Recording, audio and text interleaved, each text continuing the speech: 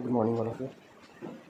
ये क्लास जो हम लेने वाले हैं ग्रुप मेंबर्स के लिए वो यूट्यूब पे रखा जाएगा, क्योंकि मैं जानता हूँ कि मैं जो ज्ञान देने जा रहा हूँ ये उसका एक छोटा सा पार्ट है।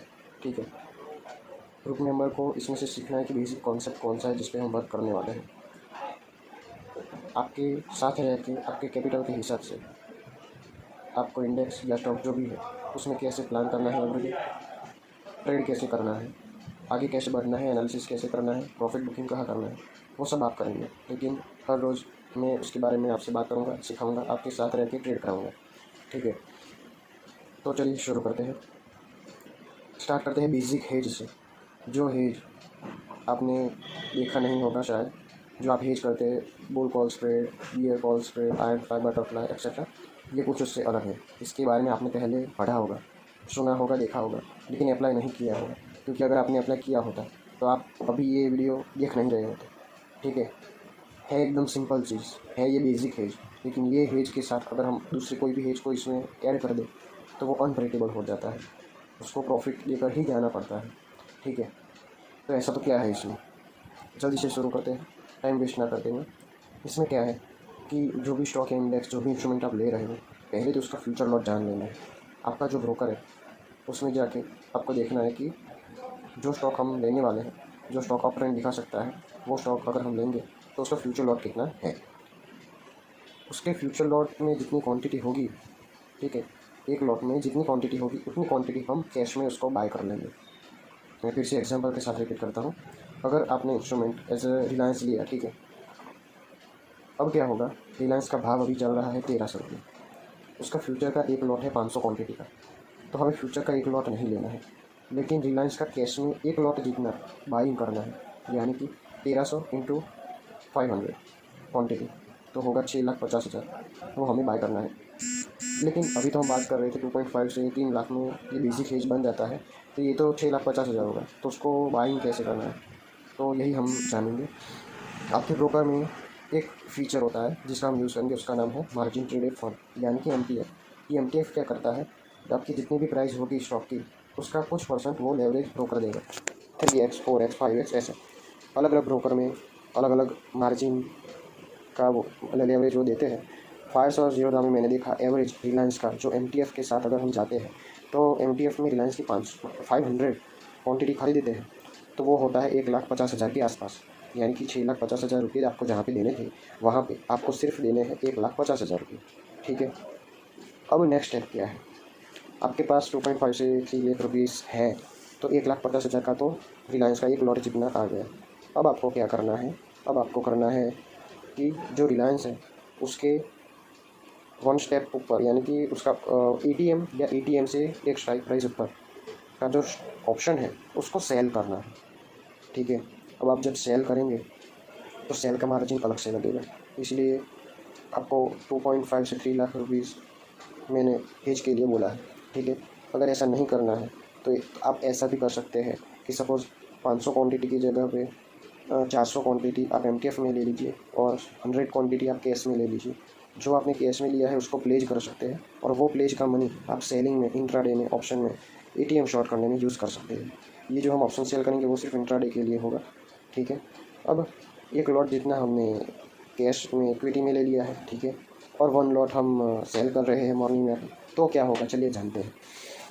3 प्रोबेबिलिटी है रिलायंस कहाँ जाएगा, आपको भी पता है, या तो वो ऊपर जाएगा, नीचे जाएगा, नहीं तो साइडवेज जाएगा।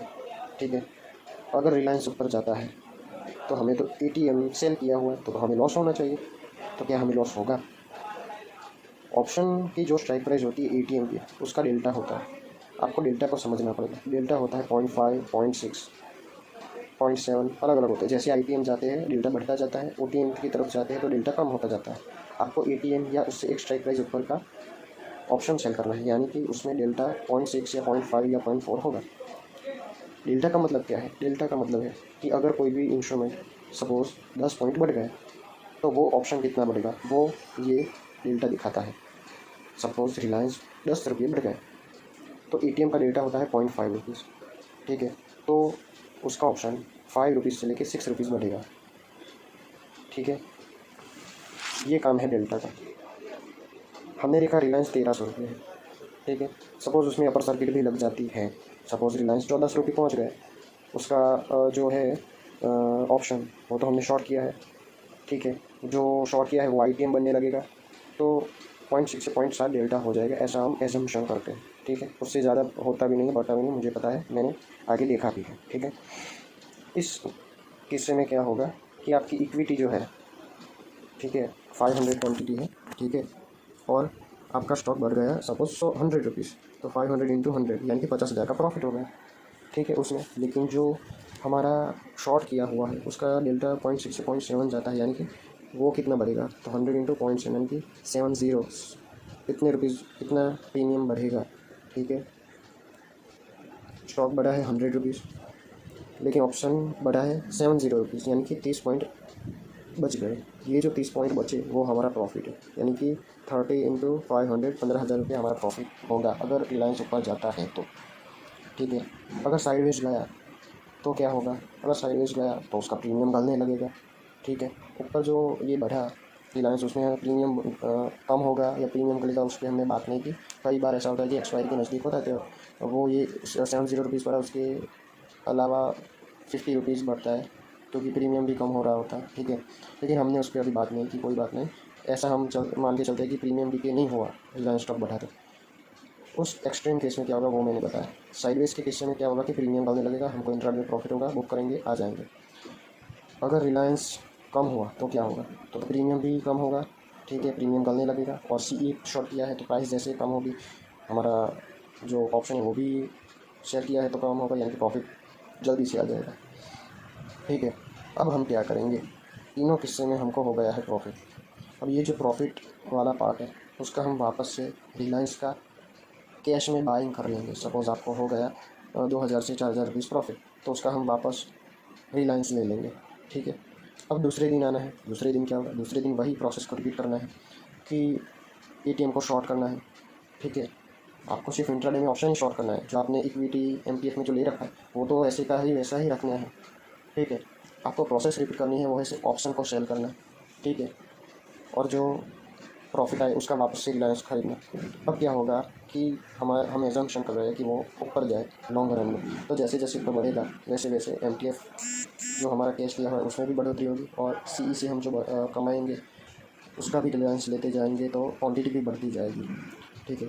उसमें आपको करना क्या नहीं है, इसमें आपको करना क्या नहीं है वो सुनिए।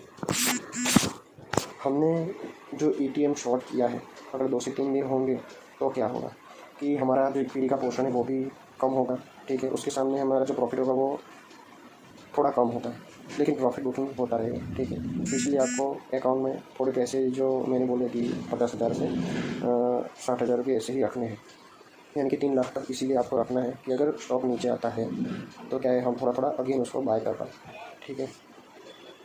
जब नीचे आ रहा है तब सीई में प्रॉफिट बुक हो रहा है, ऊपर बढ़ रहा है तो हमारा लॉस भी कवर होगा, लॉस सीई का जो प्रॉफिट है वो भी हम उसमें लेंगे, तो हमें सब जगह से प्रॉफिट होगा, ठीक है। ये आप स्टॉक में भी कर सकते हो, इंडेक्स में निफ्टी 50 में भी निफ्टी 20 को लेकर कर सकते हो, ठीक है। तो आप जो ग्रुप मेंबर है उनका कैपिटल कितना है आपने मुझे भेजा है, तो आपके हिसाब से कौन सा बेस्ट रहेगा वो मैं आपको बतलाऊँगा, ठीक है। सबसे बेस्ट मैं बोलूँ तो वो है निफ्टी 50 में हम हेज करें वो, ठीक है, क्योंकि हमें पता है कि वो कभी डूबने वाला नहीं है।